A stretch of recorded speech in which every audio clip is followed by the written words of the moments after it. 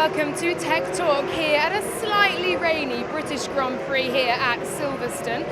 And as always, I should be joined by our resident technical expert, the science teacher you always wish you had at school, Albert Fabrega. However, I am not. We do not know where Albert currently is. And I found a note under here saying, call if you need me, and a radio. So that's what I'm going to do.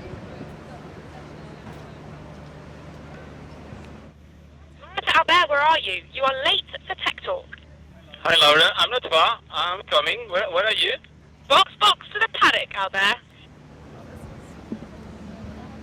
And here we are. Albert joins me. Welcome along. Where were you? Yeah, I was just trying to do not get wet in the UK. It is time for Tech Talk. Yes. It is time to discuss radios, communication, how teams talk to their drivers, how teams talk to the race director, how teams talk to each other. And it's a complicated process to a degree. The headsets we were just using to communicate, explain how they work. Yeah, obviously we have two or even more problems here during a race weekend. We have a lot of noise for the cars, for the people. We have a lot of people involved that we need to hear some communications within the team. And we have distance, because even within the garage there is people that is in one corner, the other one is miles away, or even we want to connect with the factory. So we need to set up a proper radio communication system that allow us to put all these people, more than 100 people together with different channels, with different ways, with different priorities, so it's not easy.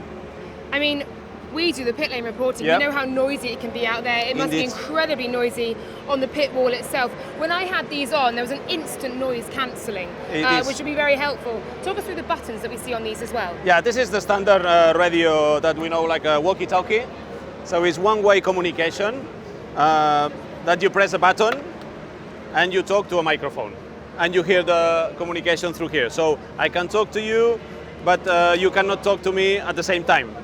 It can, but it's more difficult. But normally, it's one-way communication. So I have to talk to you, I have to stop, then you talk to me, because if we talk together, it's not like a telephone. So this is the more standard communications. But then it starts to be a little bit more complex, because maybe there is people like the coordinators or the sporting directors or the race engineer chief or the team principal that want to speak not only with the mechanics and engineer, they want to speak to the drivers, and you have two drivers, and you have two crews.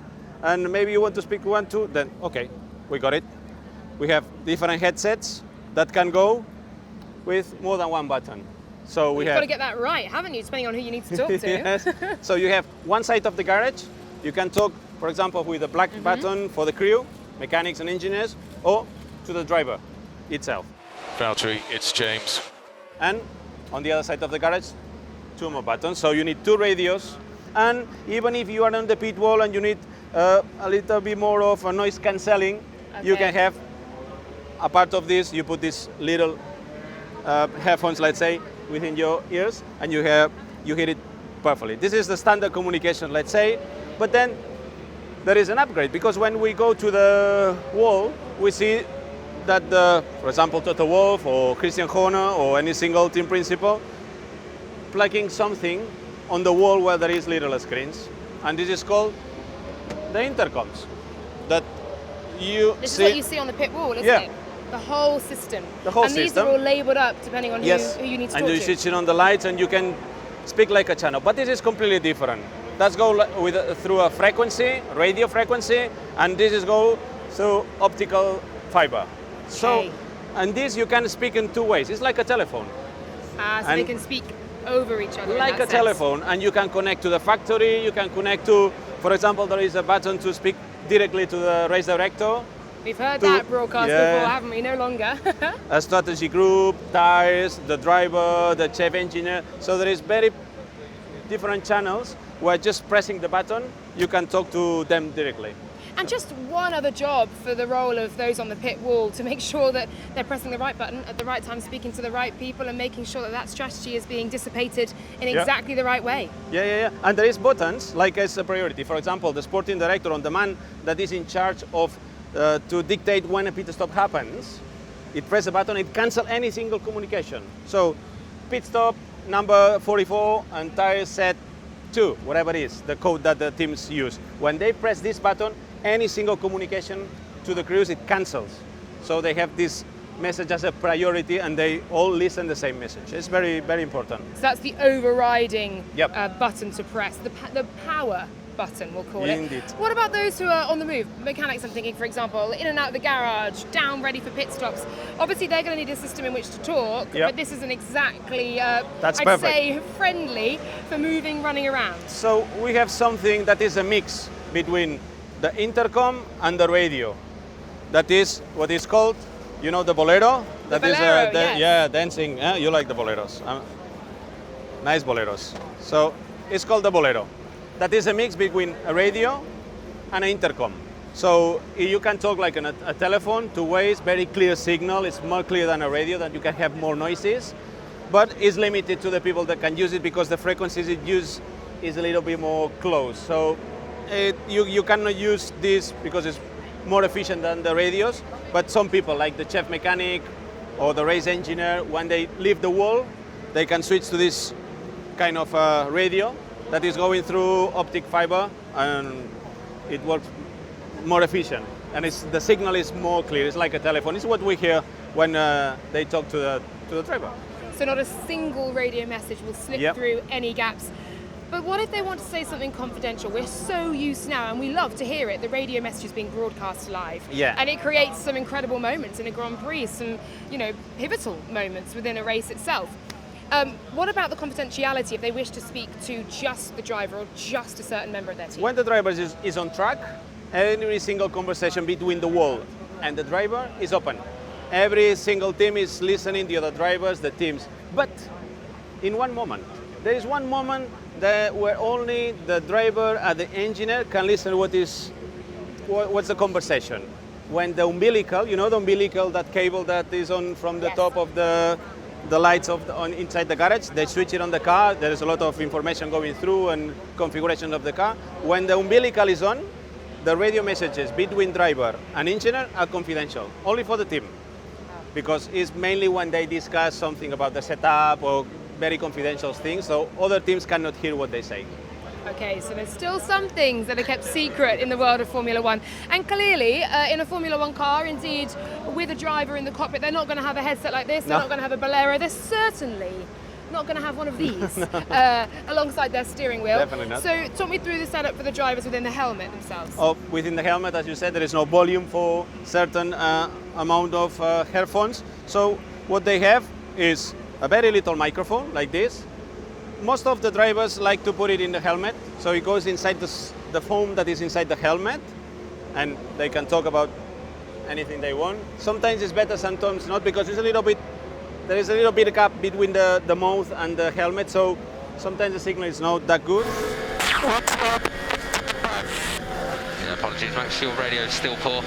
And the headphones, you see, is something like this. That is a silicone mold that is for any single driver. So you put a heat silicone inside your ear, and then you take, and it's a mold of your ear, so it matches perfectly. You see normally the drivers when they lick in a little bit to make it more easy to fit, and they put it in, and you can hear perfectly the message radios to this. Some mechanics use it for the pit stop, because in the pit stop they use also the helmet, so they need to wear something like this, and it's more easy to move. Very similar to what we actually have in television as well. Yeah. We both have Yeah, ears yeah, just yeah. like these. Whose molds are these? Whose ears are these? I cannot tell you, but We've it's got from a journalist. Mercedes headsets. It's Would not these from- be Lewis Hamilton's ears? No. Okay, fabulous. Yes, it's excellent. So I'll show you just a little map that I prepare, just to Wow. see A little how map. a little map, a route map, just to see how is a team set it up in terms of radios. This is set by Riedel, that is one of the companies that is working for many teams, and you can see this is the car, and here we have the crew that is working in the garages. Approximately 60 people has radios and listening and can talk through the radio sets. Some of them, as you see here, boleros. And the good thing is, for example, some mechanics, chef mechanic can talk to the driver can talk to the chef mechanic, for example, or the engineers, or the people this is the wall.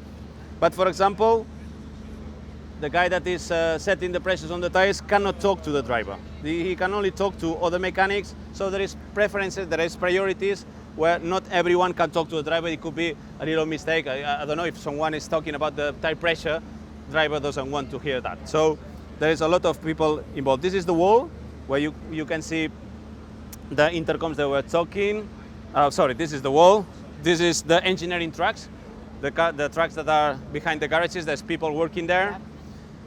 There's other people connected that can listen and hear the conversation and see the data, remote ones, and also in the factory. In the factory, it's like a big pit wall. A lot of people working there on strategy, on tires, on many single things that can share and also can talk to the wall on the truck. So they can be connected straight away to the truck. So it's a very complex thing with a lot of people involved, many conversations, many communications going in and out, and it's a really, really complex system. Yeah, it's an extraordinary system that enables communication, clear communication between, as you say, team, factory, pit wall, and the engineering track as well. It's amazing to see it laid out like this, Albert, and goes to show what we hear on air, those snippets of race radio are the absolute tip of the iceberg. Well, thank you very much indeed, Albert. Sorry to be late. I was going to say, don't be late next time. No, We'll see you then. I will have the radio on. Don't Thank worry, you. you can call me.